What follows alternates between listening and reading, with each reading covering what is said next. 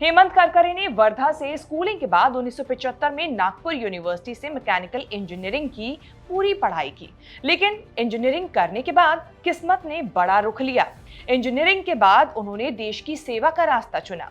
1982 में यूपीएससी पास कर IPS officer बने। यहीं से शुरू हुआ एक जुनूनी अफसर का सफर जो देश की सुरक्षा को अपना धर्म मानता था।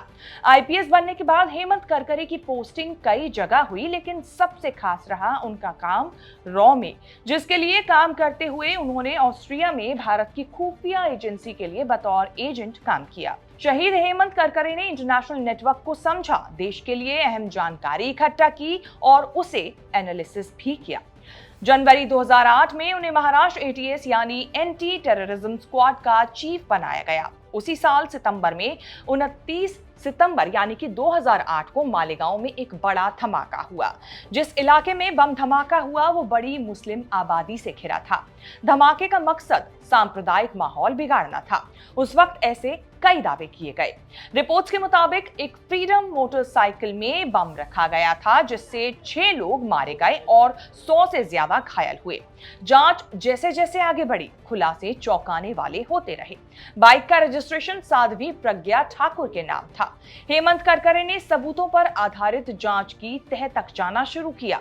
कई लोगों को हिरासत में लिया गया। इस केस को भगवा आतंकवाद का नाम मिला, जिससे विवाद और ज्यादा बढ़ गया।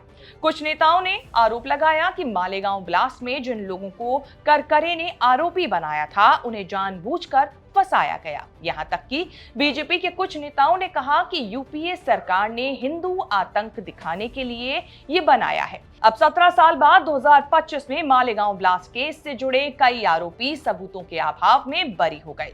बहुत सारी बातें हो रही हैं। एक बात यह भी कि लोग सवाल कर रहे हैं कि क्या करकरे की जांच गलत थी या फिर वक्त के साथ सच्चाई को दबा दिया गया। ये बड़ा सवाल बन गया है।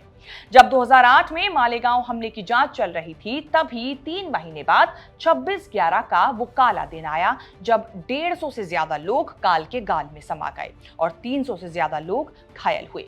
मुंबई में ये हमला मालेगांव ब्लास्ट के 3 महीने बाद यानी कि 26 नवंबर 2008 को मुंबई में हुआ। 10 पाकिस्तानी आतंकी समुद्र के रास्ते मुंबई में घुसे और अलग अलग जगहों पर निशाना बनाया। इस हमले के दौरान करकरे को जानकारी जब मिली तो अपने साथियों के साथ वो आतंकवादी का सामना करने निकल पड़े, लेकिन करकरे ने गोलियां दागी भी और गोलियां खाई भी।